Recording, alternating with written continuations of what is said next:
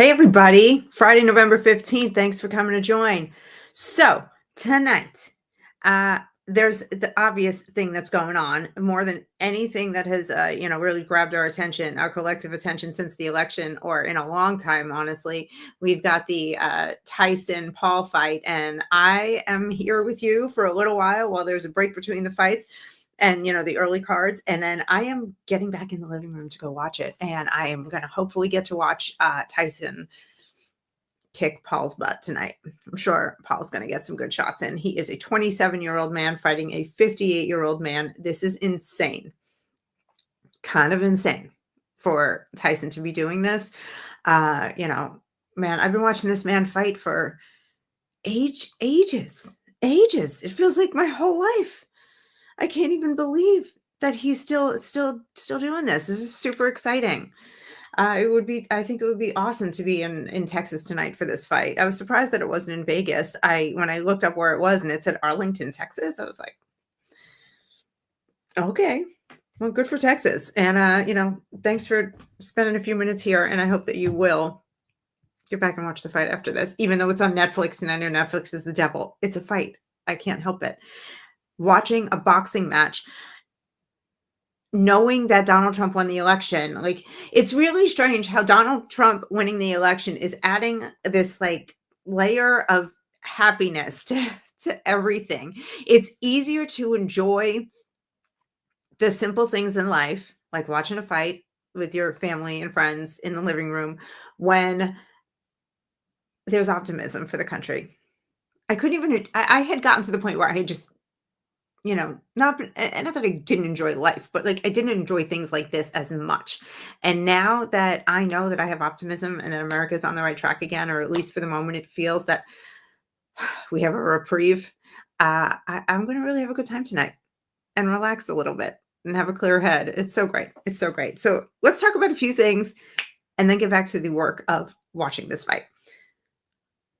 Everything okay wait, somebody's leaving me comments. I hope it's not like your sound's not working. He's in great shape. Yeah, he looks fantastic in the like early training clips that they were showing. And they're doing those lifting up whatever, like heavy weights with their necks. It's like, oh my God. Makes me feel so girly. All right. I want to talk about this skank, Marn'i Washington at FEMA, who decided to tell people not to visit homes with Trump signs on them. And it turns out that at least 20 homes were skipped through and passed over during Hurricane Milton. They were denied assistance. They were denied the opportunity to apply for, FEMA financial assistance because she decided that she hates those people. So just the directive that came out from her on implementing best practices. Not one goes anywhere alone. Okay, that sounds smart. Avoid homes advertising Trump. That was number 2 on her list. Practice de-escalation and preventative measures. Communicate. Bring a towel. Frequent breaks and drink water. Avoid high salt diets and coffee. So, like, all these super practical things, and don't help people who have Trump flags flying. You sick animal. It happened to be in a county that 70% of the people voted for Trump on election day in the end. So she was blatantly discriminating. And in the FEMA staff notes, they would write things like, per leadership, Trump flag, did not visit, or any variation of that.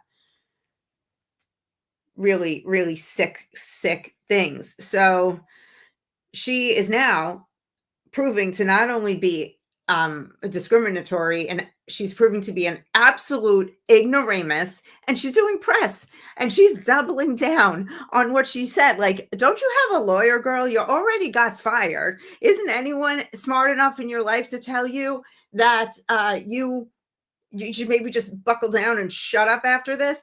But no, it's great because she's just making it so easy to get her in trouble afterwards.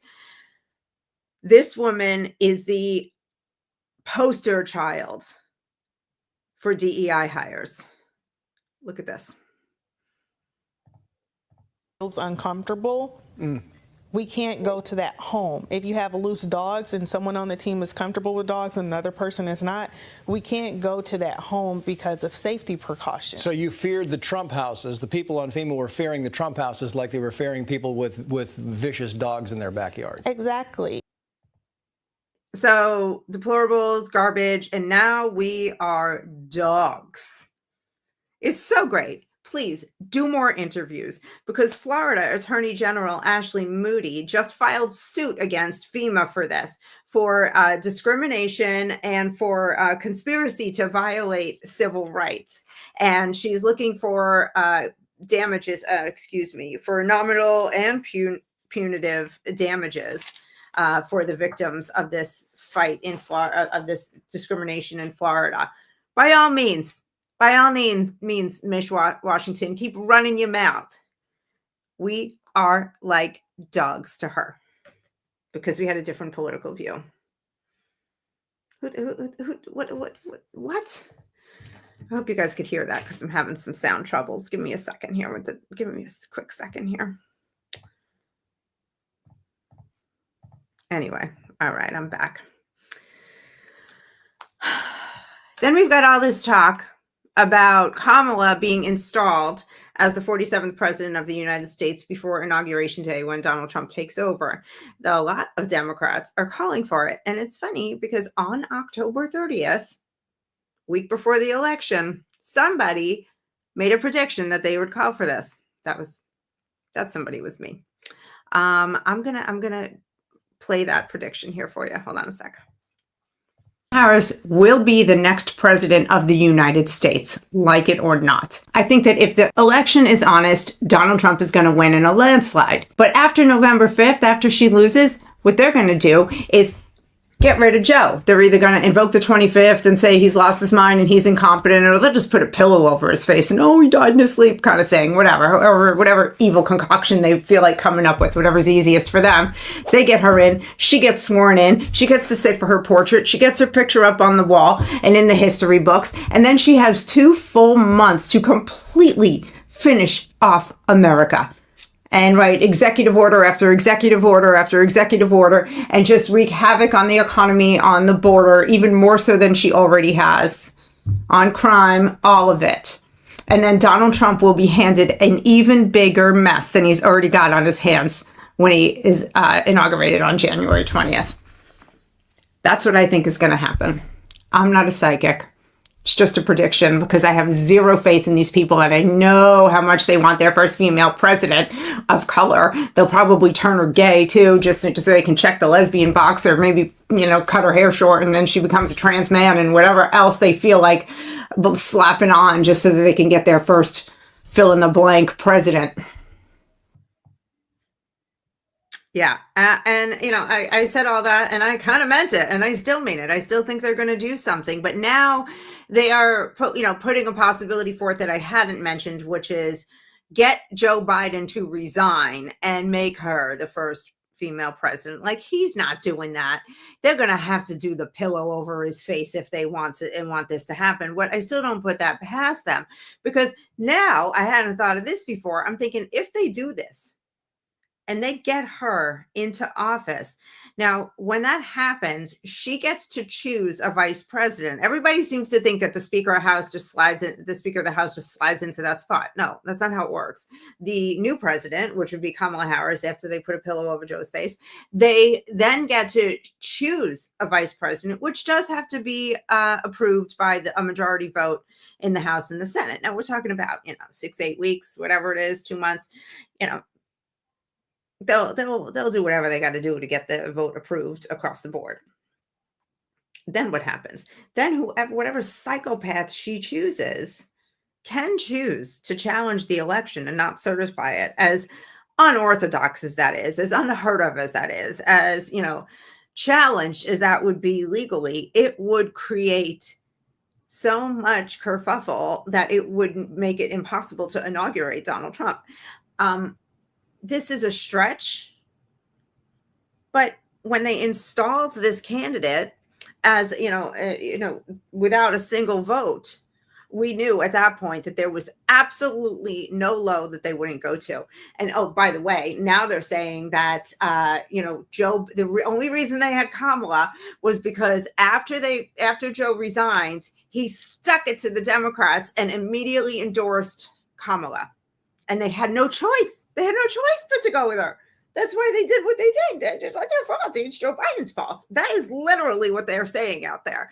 So are we to be so stupid that even if it did happen that way, which we know that's not how it happened, that if Kamala had an ounce of integrity, she would have turned around and said, thank you for the endorsement, Mr. President, but the American people deserve a primary.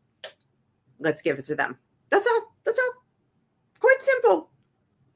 They could have just said, Kamala, go out and say those words, because that's what Kamala does. Go out and say the words, whatever the words that you're told to say. And the American people would have gotten to choose a candidate properly, instead of this shoving this nitwit woman down our throats that we had to listen to give those god-awful speeches and god-awful call her daddy interview type stuff. Ugh. And all the celebrity endorsements and all the twerking. Anyway, trashy ass skank. I still think they're up to something. They have been way too quiet. We have to pay attention, and we have to out scheme them and try to figure out what they're going to do and make every contingency plan to stop them from doing whatever they're going to do. Because between now and January 6th for the certification and January 20th for the inauguration, they are going to pull some stunts.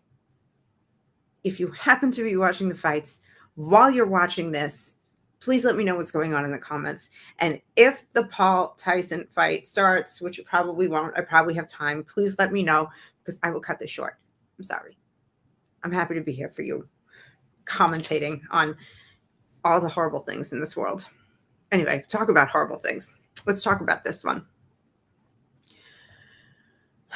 That is Eva Longoria, looking so much like a regular American that it's just so easy to relate to her, isn't it? She's leaving America, or she already left. She waited till she left to make an announcement. And the hilarious part of why she left, there's a lot of hilarious parts, but one of them is because of Donald Trump winning the election. And she just can't bear it. But she says, I had my whole adult life here, meaning Los Angeles, where it's the homelessness, or whether it's the homelessness or the taxes. Not that I want to crap on California. It just feels like this chapter in my life is done now. So she's complaining about homelessness and taxes, which is all Gavin Newsom and Democrats, including Kamala. But then she says Donald Trump winning was the nail in the coffin for her to leaving America.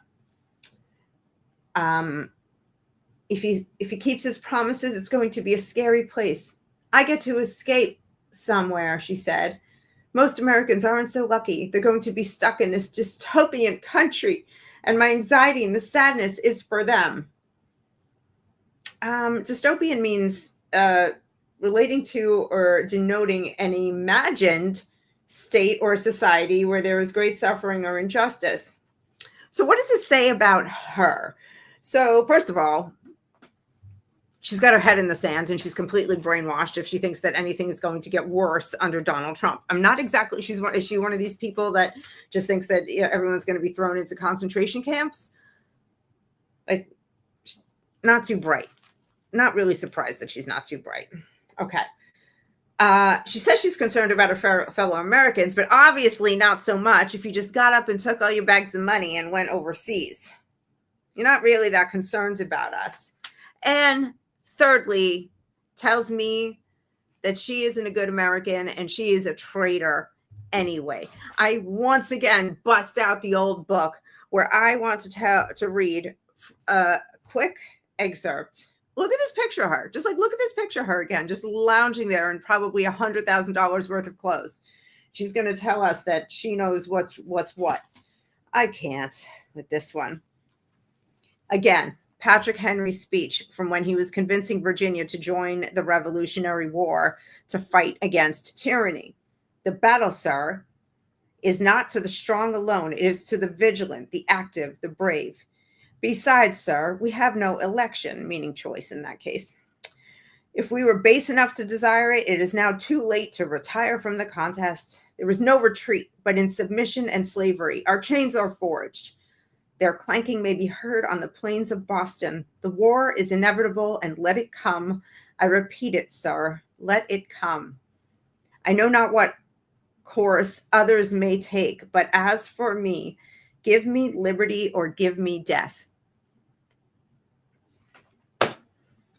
See, if Kamala Harris won and we were going down a communist hellhole, I'm going to promise you, I'm staying right here and I'm fighting for my country and I'm fighting for the Constitution and I'm fighting for freedom and I'm fighting for godly virtues in our government and in our society. I'm not running for the hills like Eva Longoria, who has an imaginary situation going on in her crazy little head because she must sniff her money too much. And running and abandoning what I supposedly love so much. Don't tell me you love this country. You left at the first sign of trouble. And the fact is, it's not even real trouble. But if you really believed that the nation was in trouble and you just abandoned her, shame on you, you skanky,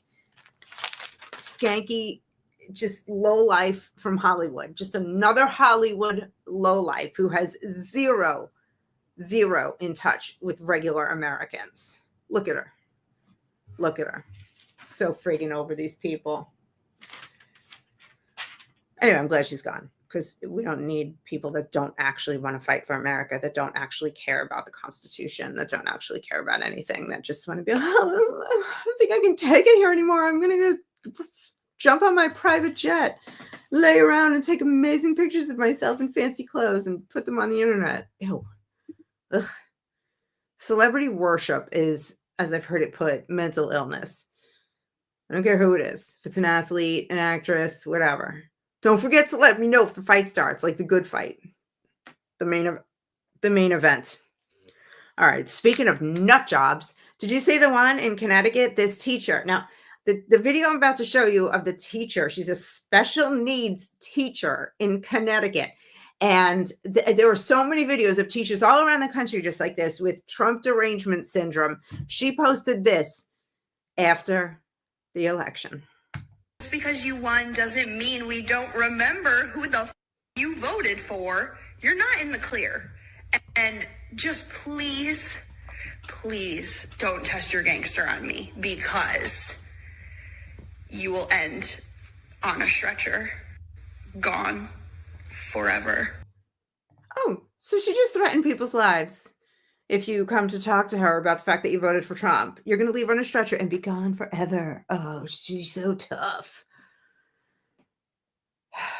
As tough as she was in that video, she ended up having to resign from the pressure that came on her from acting like that in public after the election. Could you even imagine dropping your kid off, being a Trump voter and dropping your little special needs kid off with that freaking maniac and feeling confident that, oh, she's not going to take it out on my kid because I had a Trump bumper sticker on my car? Yeah, no, not going to feel good about that.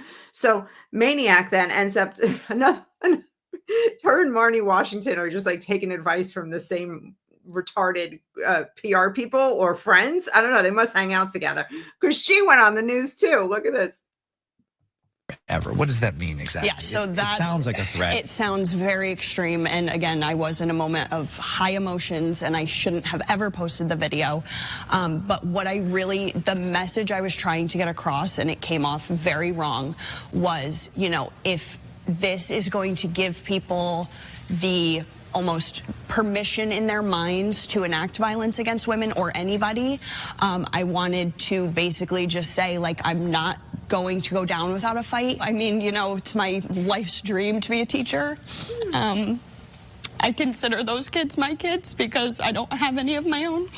And they fill that for me. And it's so fulfilling. It's so rewarding. And I know that what people see right now, I don't look like that person, but I truly would do anything to help any child and any family in need. Yeah, except if their parents voted for Trump. Look, I'm a human being. I have bugged out, right? And by grace of God, it's not on camera. Maybe it is. And then hope it never comes out, right? I mean, I've lost my mind and said things I didn't mean or I regretted. We all have. But I'm not bugging out and threatening people's lives and then taking care of those very people's children. So, as a Christian, as a human, I can offer her understanding. I can offer her forgiveness. But tough noogies, baby, you better stay away from the kids because you're not stable enough. You're not level-headed enough. You can't think straight. You have no business around children. None. And this girl better never get her job back. And we all got to keep an eye on her and see where she ends up because she belongs working at McDonald's with Kamala Harris, as far as I'm concerned.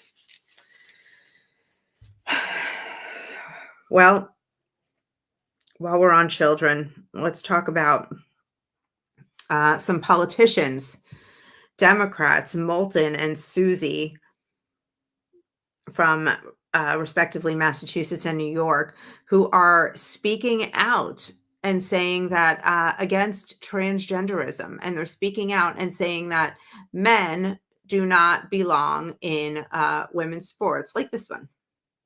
Boys do not belong in girls' sports. So let me read to you a couple of comments from these guys. So Seth Moulton, the Mass congressman, said, Democrats spend way too much time trying not to offend anyone rather than being brutally honest about the challenges many Americans face. I have 2 little girls. I don't want them getting run over on a playing field by a male or a formerly male athlete. But as a Democrat, I'm supposed to be afraid to say that. New York Democratic Congressman Tom Suozzi says, I don't want to discriminate against anybody, but I don't think biological boys should be playing in girls' sports. Democrats should be saying this. You know what? Suozzi, Moulton, up yours, both of you. Some people are like, oh, let's pat them on the back. Oh, they're finally coming around. No, you've been thinking this all along, but you didn't have the cojones to say it. And in the meantime, you let thousands and thousands of American children be brainwashed, be sterilized, be cut up by surgeries, have their Adam's apple shaved, have double mastectomies, have their penises cut off. Little girls growing beards. Are you out of your mind? 18-year-olds with osteoporosis and hysterectomies drop dead. Okay, you didn't have the nerve to say it when it. But now that Trump is in office, you're like, oh man, I got to try to act normal here. No, too late. Too late. You kept quiet for years while children suffered, and they're going to suffer forever. Forget about it. That's right, Thaddeus. Forget about it. Keep it moving, both of you. I don't trust either of you. What other atrocities are you going to sit back and watch happen? Yeah, you're only saying it because you're lost. And now you're like, oh, I got to pretend to be normal. Go. No, keep it moving. I'm so disappointed and disgusting by these people. All of them. But Donald Trump was talking at Mar-a-Lago last night. He said this, short and sweet. Corrupt, broken, and failing bureaucracies, and that's what we're going to be doing. And we're going to stop child sexual mutilation. We're going to stop it because it's time. It's time. We're going to stop it on a national basis. Hundreds of children in 48 states. And I mean like in each state, like hundreds of children, like over 1,000 in California, and average have had actual surgeries, to sex change surgery. Many more than that have had hormonal treatments and gender affirming psychotic care. We have destroyed an entire generation with trying to brainwash them into thinking that they can be things that they're not perfect the way they are, that God didn't create them perfectly. It's such a disgrace. We have no business doing this. And the Democrats who are now going to come out and say that we were right all along, Can't wash it off of you. You can't wash the stink of child abuse off of you. Teacher who said what you said about killing Trump voters, can't wash that stink off of you. Miss Washington at FEMA, don't tell me that wasn't a DEI hire. Obviously, it was a DEI hire. You're not washing that stink off of you either.